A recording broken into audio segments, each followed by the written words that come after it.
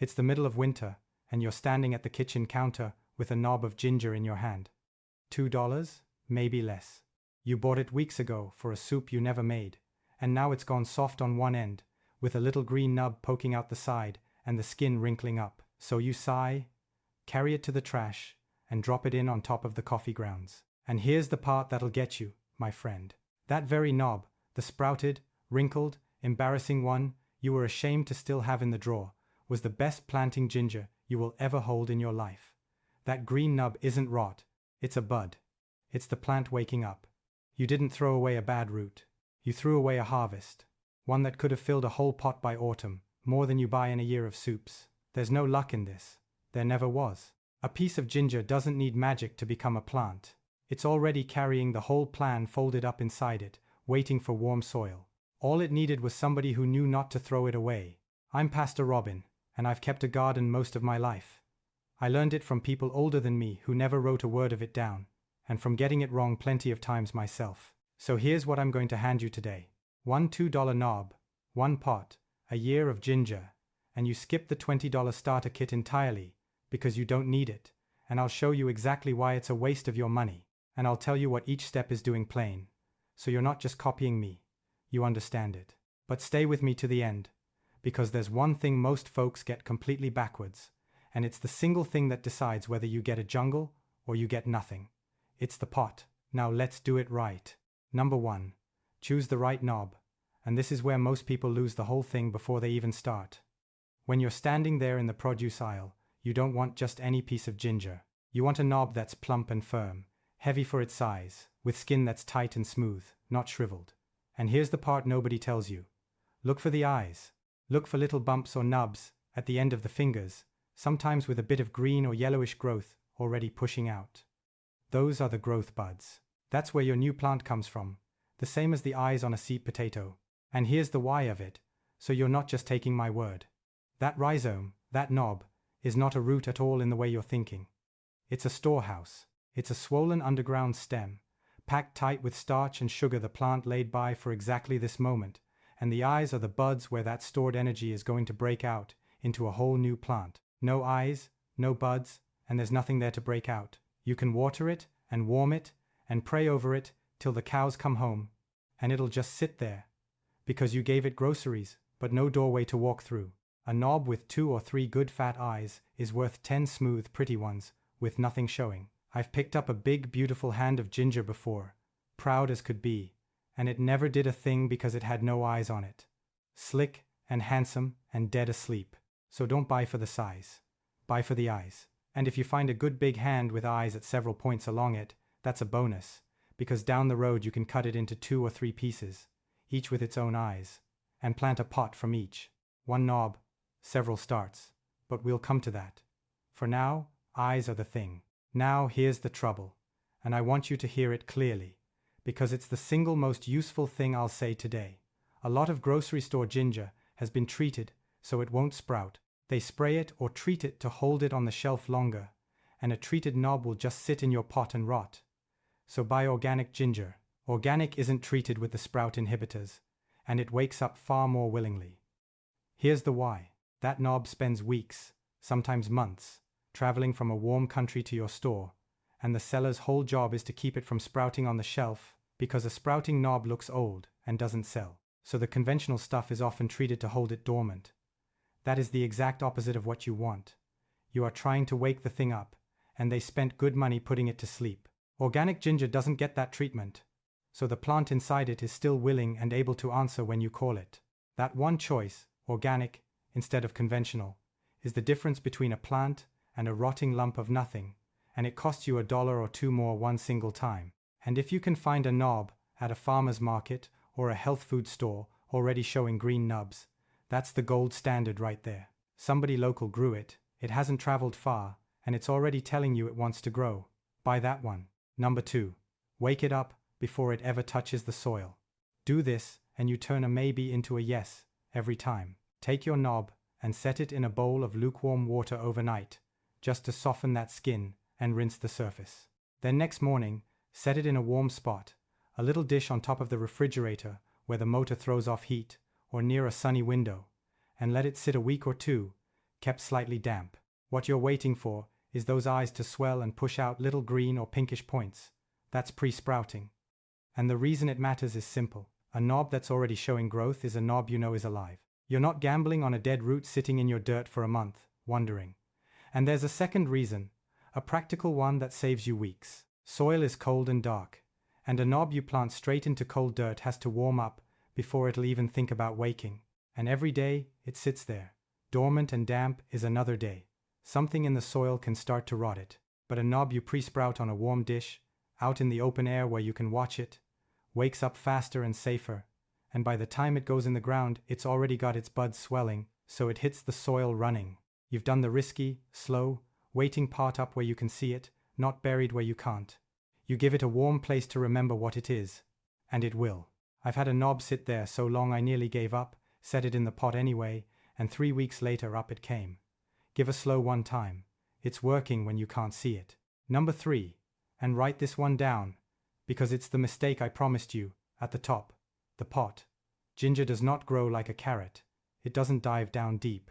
Ginger is a rhizome, which is just a fancy word for a root that grows sideways, spreading out flat just under the surface, finger reaching past finger. So you do not want a deep skinny pot. You want a wide, shallow one. Something 12 inches or more across, and only 8 to 10 inches deep, is far better than a tall bucket. Give it room to run sideways, because sideways is the only direction it wants to go, and every inch of width is another finger of ginger come harvest. Think of it this way. If you plant ginger in a tall narrow pot, that rhizome runs out to the wall in no time, hits the side, and has nowhere left to go, and your harvest is choked before it ever got started. All that depth below it just sits there wasted, because ginger never goes down to use it.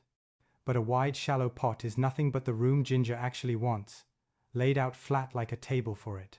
That's the whole reason a dishpan or a shallow tub beats a 5-gallon bucket every time, and it's why folks who buy the tall, pretty pot are disappointed and can't figure out why. They gave the plant depth. The plant wanted width.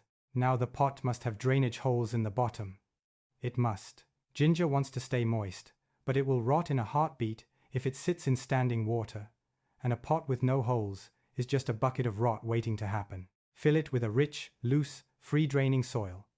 A good potting mix with a couple handfuls of compost worked in is perfect. You want it to hold water like a wrung-out sponge, damp all the way through, but never soggy.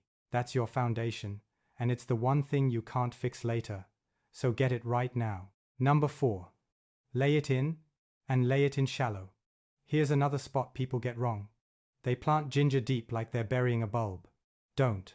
Take your sprouted knob and lay it flat on the soil, on its side, with the eyes, those green growing points, pointing up toward the sky. Then cover it with just an inch, maybe 2, of soil, shallow.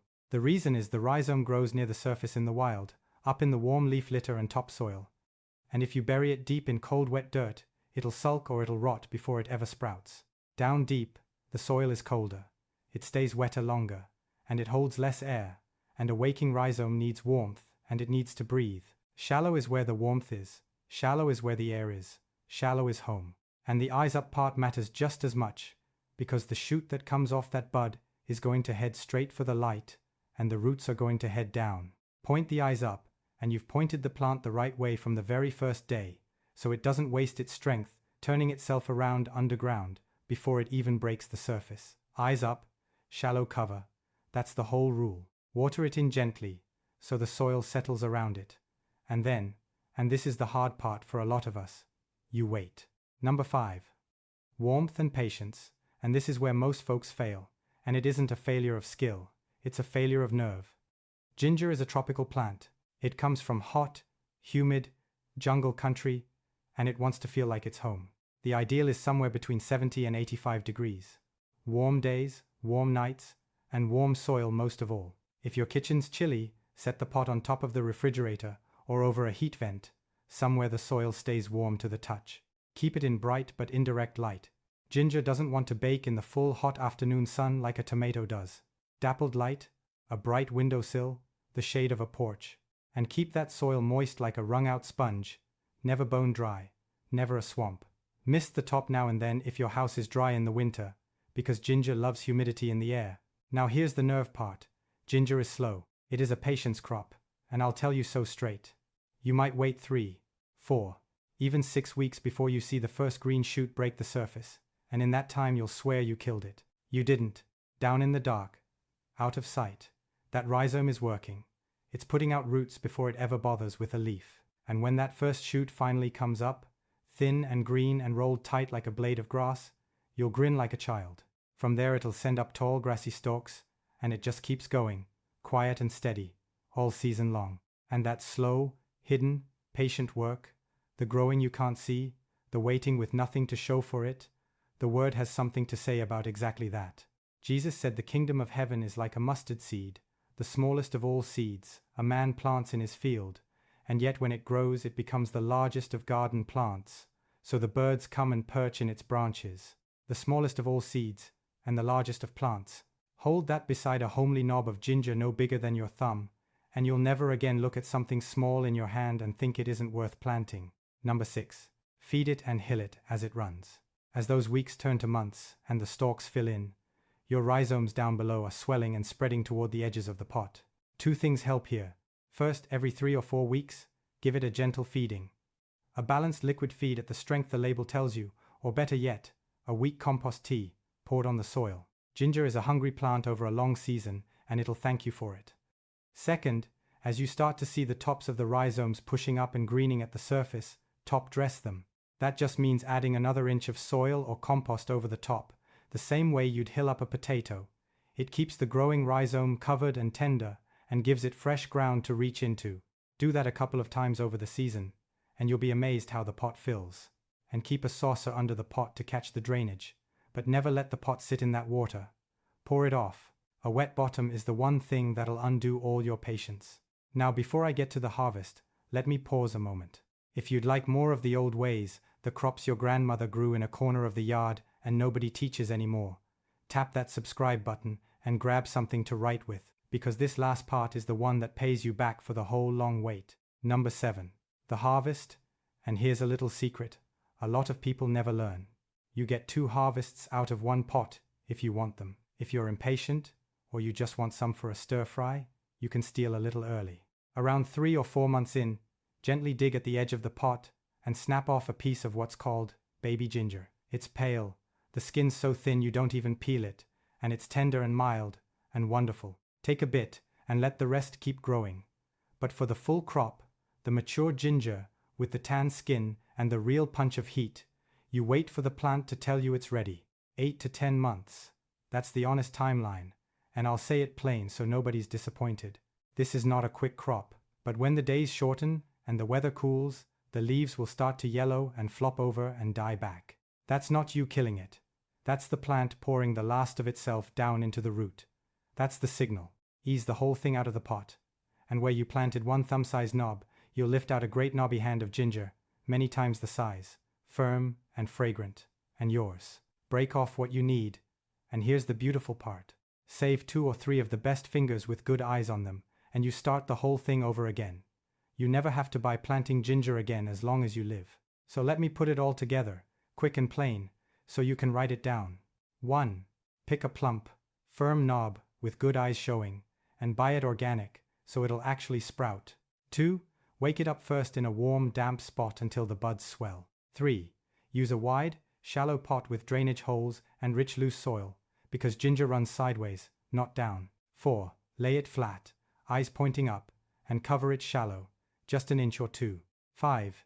Keep it warm, 70 to 85, in bright indirect light, soil damp like a wrung sponge, and be patient, it's slow. 6. Feed it every few weeks and top dress it with more soil as the rhizomes push up. And 7. Steal a little baby ginger early if you like, but wait 8 to 10 months and let the leaves yellow for the full harvest, and save your best fingers to plant again. That's the whole thing. Now before I let you go, if your mother or your grandmother had her own way of doing this, put it down below. That old knowledge gets lost when nobody writes it down, and I read every single one. Tell me, what's the one thing rooting on your windowsill right now? And if this is the kind of thing your grandmother would have nodded at, tap that like. It's how the algorithm knows to hand it to another gardener your age, somebody who's been tossing sprouted ginger in the trash for years and never knew any better. Next time, I'll show you how to grow a whole bucket of potatoes on a patio. No garden needed. It's the natural next step after today. One more crop you can pull out of a pot in a small space. My own mother kept a garden and a kitchen both, and she never once threw a sprouting root away. A potato with an eye on it, an onion sending up green, a piece of ginger softening in the bowl. To her that wasn't garbage. That was next year's supper, already started. So remember, my friend, you didn't teach that ginger how to